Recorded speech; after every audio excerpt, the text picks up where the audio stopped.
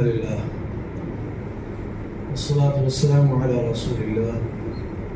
أما بعد، قال الله تبارك وتعالى في كلامه المجيد: أقيموا الصلاة وآتوا الزكاة وما تقدموا لأنفسكم من خير تجدوه عند الله.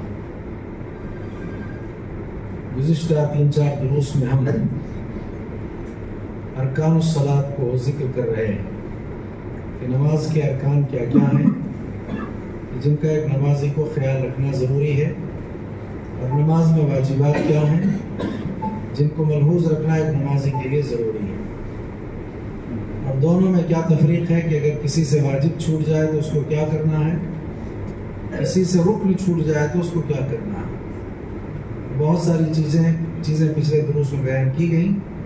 آج دوبارہ ہم ان میں سے 2-4 مسئلوں پر بحث کر کے اس درس کو مکمل کریں گے انشاءاللہ بعون اللہ بتوفیق اللہ۔ کوئی ایک صاحب ہمیں کہ اگر استحضار ہے انہیں وہ 14 ارکان بیان کریں جو کل کے درس میں ہم نے بیان کر دی۔ کیا 14 ارکان ہیں؟ 14 ارکان کون سے ہیں؟ کوئی بھی ایک صاحب بیان کریں، دہرائیں اسے، میں دہرا دیتا ہوں۔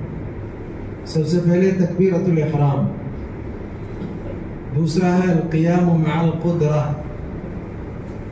اور تیسرا قراءۃ الفاتحہ، چوتھا الرکوع، پانچواں الاعتدال بعد الرکوع، اور چھٹا السجدہ یا السجود جس کو ہم کہتے ہیں، اور اس کے بعد ساتواں الرفع من السجدہ و من السجود، اور اس کے بعد آٹھواں الجلسۃ بین السجدتین، اس کے بعد الاطمئنان، اس کے بعد الترتیب، اس کے بعد آخری تشہد، اور اس کے بعد اس آخری تشہد کے لیے بیٹھنا، اور اس کے بعد اللہ کے نبی علیہ السلام پر درود پڑھنا، اور اس کے ساتھ التسلیمتان، سلام کو پھیر دینا۔ یہ اصل میں 14 ارکان ہیں۔ ان 14 ارکان کی پھر تقسیم ہوئی، کچھ قولی ارکان ہیں اس میں اور کچھ فعلی ارکان ہیں۔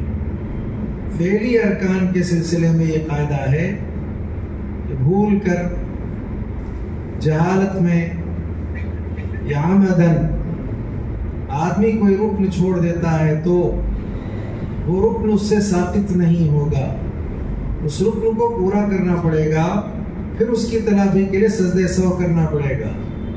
ہاں، اس رکن کو ساقط کرنے کے لیے عذر چاہیے، عجز چاہیے، عاجزی چاہیے۔ اس کی مثالیں پچھلے درس میں دی جا چکی ہیں۔ قول کے سلسلے میں یہ ہے کہ ایک آدمی نسیانن یا جہالت کی وجہ سے قول میں سے کچھ زیادہ کر دیتا ہے، کچھ اضافہ کر دیتا ہے، اس میں کوئی حرج نہیں۔ 2 مرتبہ سورہ فاتحہ پڑھ لیا اس نے، 2 مرتبہ تشہد پڑھ لیا اس نے، یا اس کے علاوہ آپ مزید جو اس کے اقوال میں سے تسلیمتان 2 مرتبہ کر لیا اس نے، الصلاۃ علی النبی 2 مرتبہ کر لیا، اضافہ کچھ بھی اس نے اگر کر لیا ہے کوئی حرج نہیں اس میں، نہ یہ عادہ ہے نہ تو اس رکن کو ساقط کیا جائے، مطلب یہ کہ کہا جائے گا کہ اس کو پورا کرنا ہے، نہ اس کے عوض سجدہ سہو کا معاملہ ہے۔ بہرحال یہ 2 تقسیم کل کے درس میں تھی، لیکن ان 2 تقسیموں میں جو قولی تقسیم ہے، قولی، اس میں بھی ایک بات آج کے درس کی جاننا بہت ضروری ہے۔ وہ کیا ہے؟ تکبیرۃ الاحرام پر کل کا اتفاق ہے کہ یہ رکن ہے، اس کے بغیر آدمی نماز میں داخل نہیں ہوگا۔ یہ چھوٹ جائے قولی طور پر، اگر جان بوجھ کر کے آدمی چھوڑ دے اس قولی معاملے کو، تو پھر ایسی صورت میں اس کے لیے ضروری ہے کہ نماز میں شمولیت کے لیے تکبیرۃ الاحرام کہے۔ یہ علماء کی علمی باتیں ہوتی ہیں، جیسے قراءۃ الفاتحہ کا مسئلہ ہم نے اٹھایا، رکن ہے قراءۃ الفاتحہ، مقتدی کے لیے نہیں، اس لیے کہ وہاں اختلاف ہے۔ کیا ہے؟ وہاں اختلاف ہے، منفرد کے لیے ہے اور کس کے لیے ہے؟ امام کے لیے۔ دیکھیے علماء کا استدلال کا طریقہ کیسا ہوتا ہے۔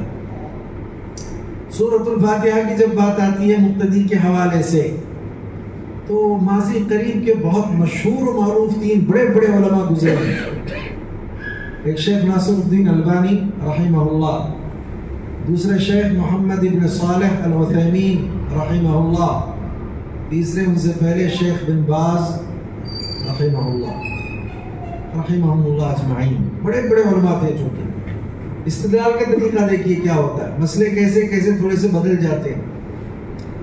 مقتدی کے لیے سورۃ الفاتحہ پڑھنا، ظاہری بات ہے ہم نے اس کو رکن مانا ہے، لیکن کیا مقتدی کے لیے بھی رکن ہے؟ کیا مقتدی کو بھی سورۃ فاتحہ پڑھنا ضروری ہے؟ استدلال کا طریقہ دیکھیے. پہلا، شیخ البانی رحمہ اللہ، ان کا کہنا یہ ہے کہ مقتدی کے لیے قراءت فاتحہ منسوخ ہے، نہیں پڑھنا ہے مقتدی. بڑے محدث ہیں زمانے، لیکن ان کا وجہت نظر کیا ہے؟ مقتدیوں کے لیے سورۃ فاتحہ نہیں.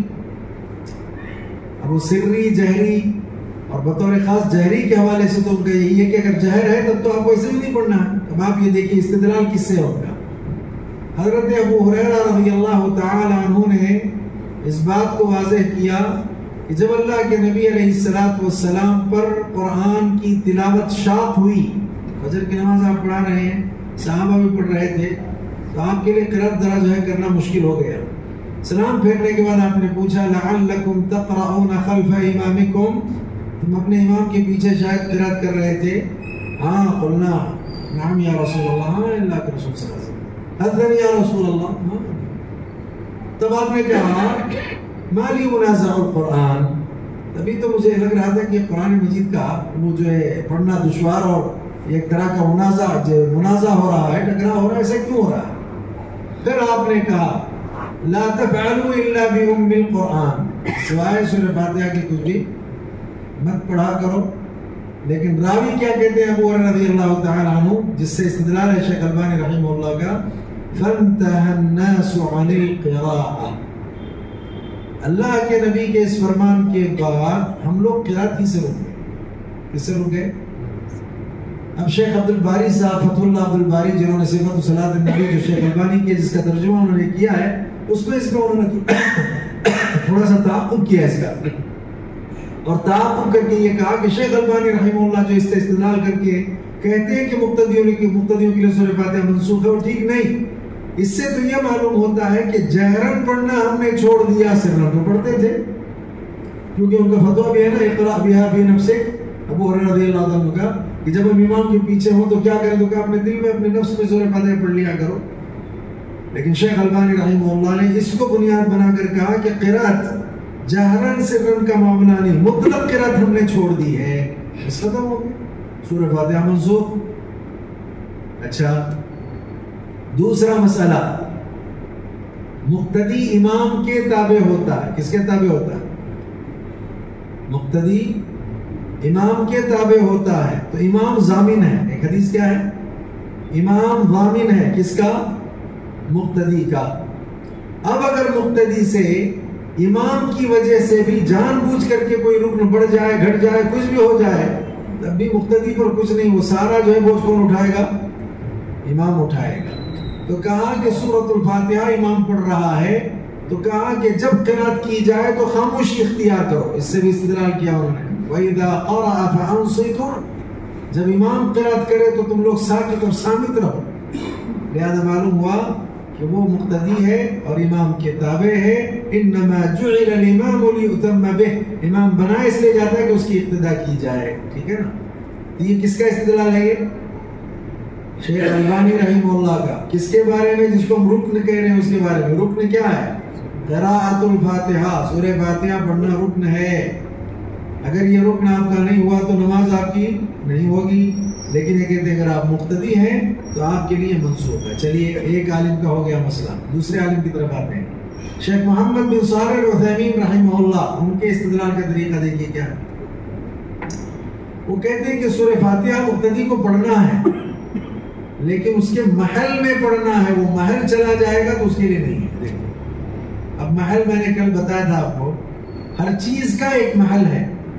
اس محل کے اندر آپ ہیں. محل مانے جگہ، ہر چیز کی ایک جگہ مقرر ہے. اس جگہ کے اندر آپ اگر ہیں، یاد آ جائے فوراً بیٹھ جاتے ہیں تو کوئی مسئلہ نہیں ہے، لیکن اس جگہ کو آپ پھاند کر کے یا اس جگہ سے آپ آگے نکل جاتے ہیں تو اس کے لیے پھر احکام الگ ہو جاتے ہیں۔ مثال کے طور پر آپ کو اگر پہلے تشہد میں اٹھتے ہوئے یہ یاد آ گیا، پہلے تشہد میں کہہ رہا ہوں، پہلی رکعت ہے، مطلب پہلے تشہد کو آپ بھول کر کے اٹھ گئے نا، تو نہیں بیٹھے تشہد کے لیے، پہلے تشہد کے لیے اٹھتے وقت آپ کو وہ جو رکوع سے اندر کی حد ہے نیچے والی، وہاں تک یاد آ گیا آپ کو کہ بھئی مجھے تو تشہد پہلا کرنا چاہیے تھا، میں اٹھ رہا ہوں۔ اگر آپ فوراً پھر بیٹھ کر کے تشہد کر لیں تو آپ پر سجدے سو ہے نہیں ہے نا؟ کیوں؟ محل سے پہلے آپ کو یاد آ گیا، اس جگہ سے پہلے یاد آ گیا، آپ بیٹھ گئے، اسے آپ نے پورا کر لیا تو ٹھیک ہے۔ لیکن اگر آپ وہ جو محل تھا رکوع کی حد سے نیچے کا، اس سے اوپر کی طرف آپ آ گئے ہیں اور کھڑے ہو گئے، اگر آپ اب یاد آ گیا آپ کو کہ پہلا تشہد میرا رہ گیا ہے، تو کیا آپ واپس آ کر بیٹھ کر تشہد کریں گے؟ نہیں کریں گے، محل نکل گیا اب آپ کا۔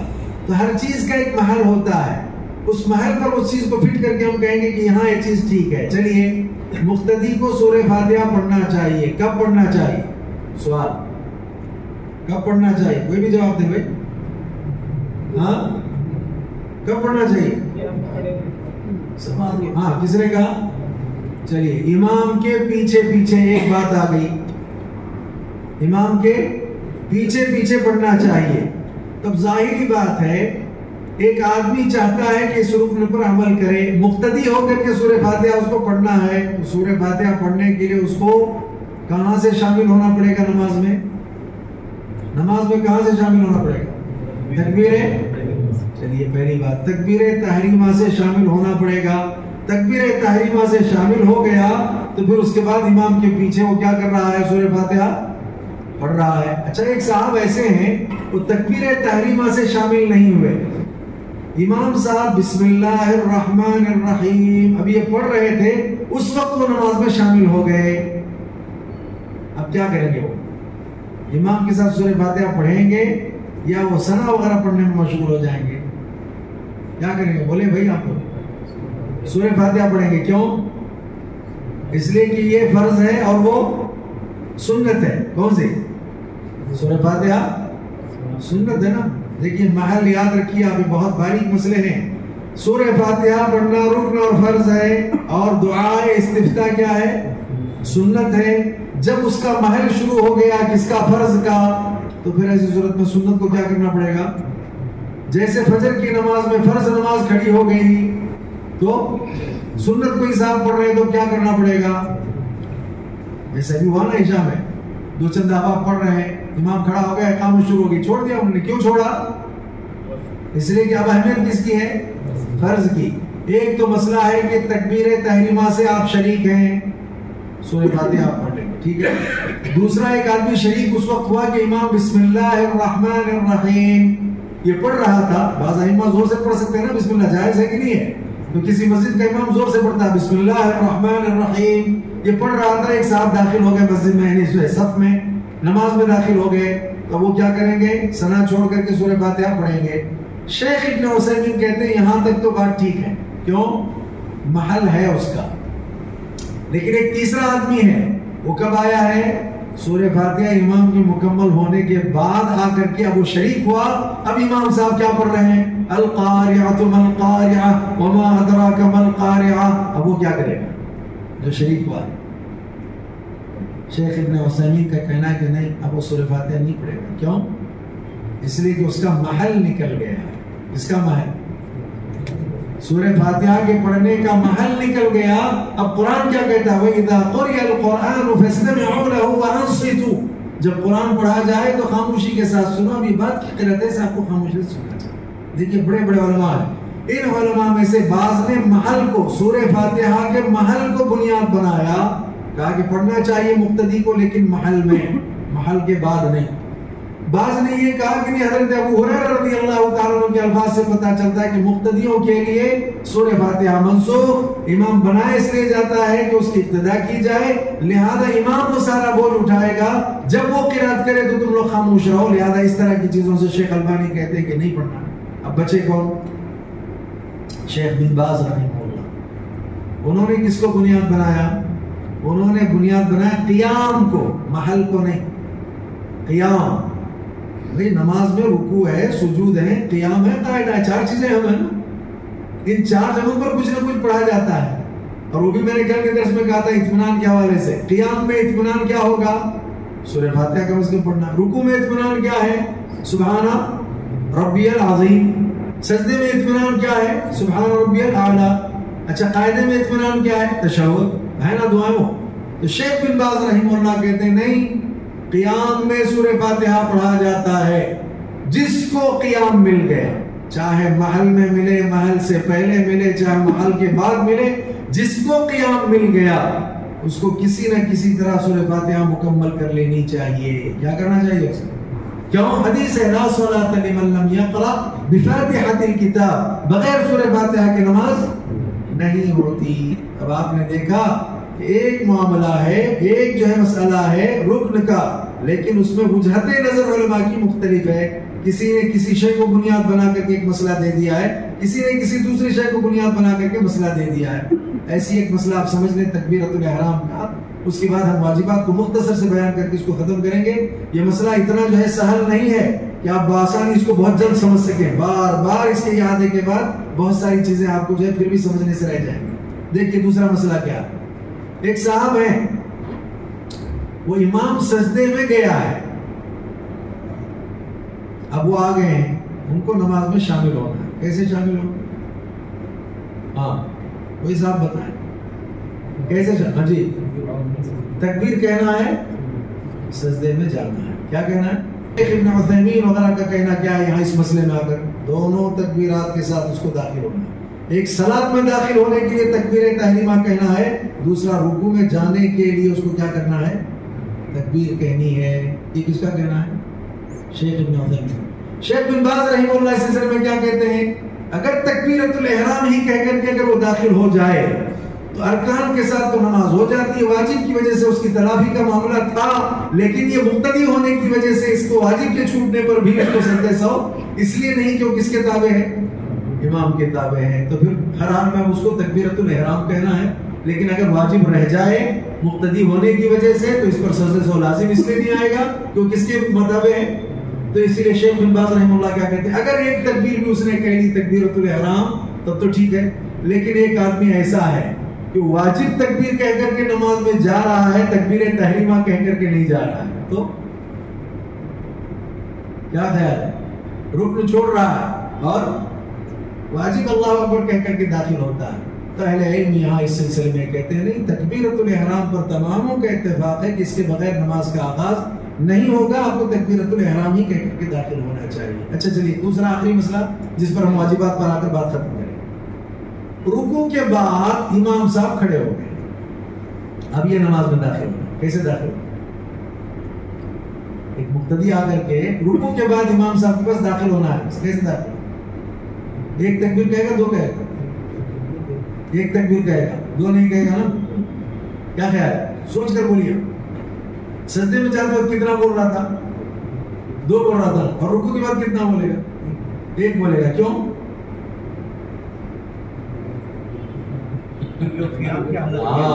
کیونکہ وہ کس حالت میں ہے؟ قیام کی حالت میں، تو وہاں کوئی تکبیر کا معاملہ نہیں ہے، تو اب وہ جو تکبیر کہے تکبیرۃ الاحرام کے ساتھ ہی کیا کرے گا؟ وہ داخل ہو جائے گا۔ تو لہذا یہ بنیادی باتیں اس کو ذہن میں ضرور رکھنا چاہیے۔ تو وہ ارکان کی بات کے سلسلے میں بات یاد رکھیں کہ فعلی ارکان اگر ایک آدمی نسیاناً یا جہالت کی وجہ سے عملاً چھوڑ دے تو ساقط نہیں ہوگا، عذر ہے تو ساقط ہوگا۔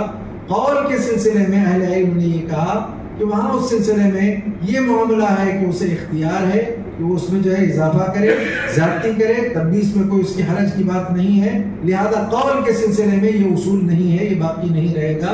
اس میں بھی سورہ فاتحہ کا معاملہ، تکبیرۃ الاحرام کا معاملہ اہل علم کے نزدیک مختلف ہے۔